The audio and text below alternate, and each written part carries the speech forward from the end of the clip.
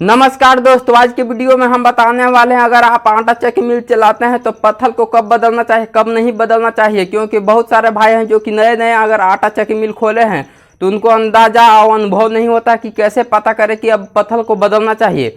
उसी के बारे में फुल डिटेल जानकारी देने वाले हैं। तो नए हैं तो प्लीज़ चैनल को सब्सक्राइब कर लीजिएगा। तो आइए वीडियो को स्टार्ट करते हैं।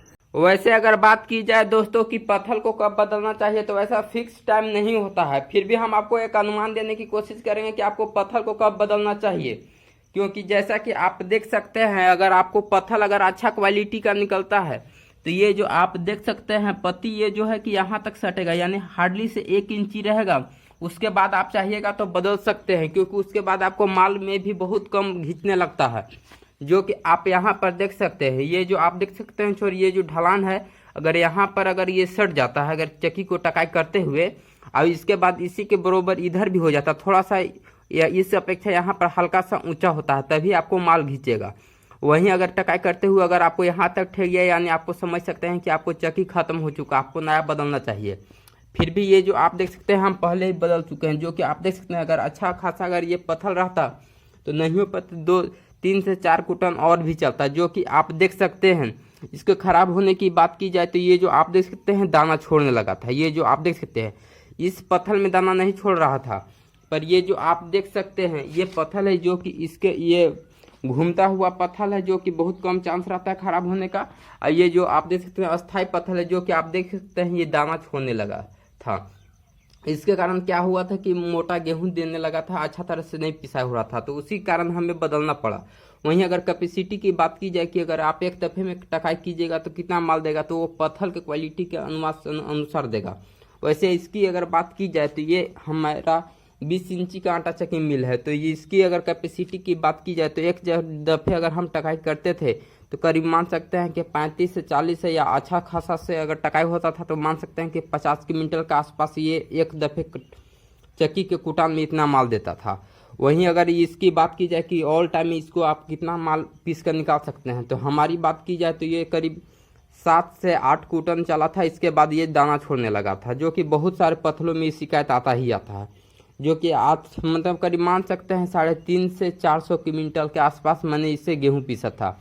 वहीं अगर ये अच्छा खासा अगर निकलता तो अगर 3-4 कुटन भी और भी अगर चलता तो मान सकते हैं कि 5 से 600 क्विंटल तक एक पत्थर से आप मतलब गेहूं पिसाई कर सकते हैं। 20 इंची की बात की रहे हैं, अगर आप 24 इंची या 30 इंची अगर आप यूज करते हैं तो सबका अलग अलग बैकअप होता है, या 16 इंची का अगर आप यूज कर रहे हैं तो उसका अलग बैकअप होता है।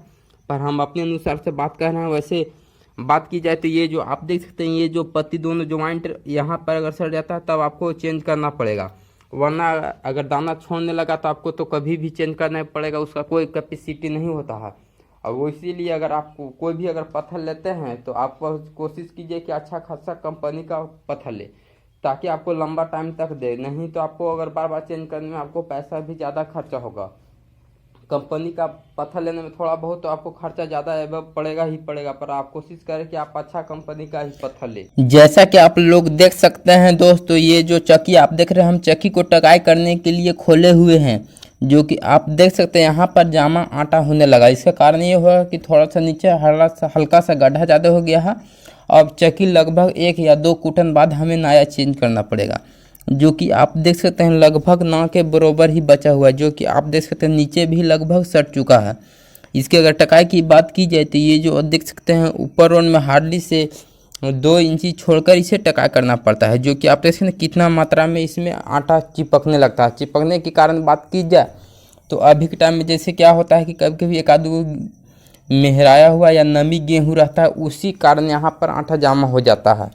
और ये जो आप देख सकते हैं हम भूसा डाल कर रखे हुए हैं, जो कि आप देख सकते हैं कितना मात्रा में कचरा इसमें रहता है। जो कि धान का जो भूसा रहता है उसी से हम चक्की को सेट करते हैं, जिससे क्या होगा गल का गेहूँ को जब भी हम टकाई करते हैं तो मान सकते हैं कि 2 से 3 केजी के आसपास हम गेहूं को भूसा पसते हैं। इसके बाद मक्का या गेहूं को पिसाई करते हैं, जिससे क्या होता है कि अंदर अगर गेहूं का आटा अगर नहीं फंसेगा तो आपको बहुत कम चांस रहेगा चक्की को फटने के लिए। क्योंकि अगर आप आटे को स्टार्टिंग में अगर पिसाई करते हैं तो उसमें अगर थोड़ा बहुत भी अगर रहता है नमी तो वो जल्दी अगर फट वीडियो जाएगा। पसंद आया तो वीडियो को लाइक करें एंड शेयर करें, और नए हैं तो प्लीज चैनल को सब्सक्राइब करें। अगर किसी टॉपिक पर और भी जानकारी चाहिए, स्पेलर या आटा चक्की या आइसर इंजन के बारे में तो कमेंट करें, उसके बारे में भी हम आपको जानकारी देने की कोशिश करेंगे। Thanks for watching video.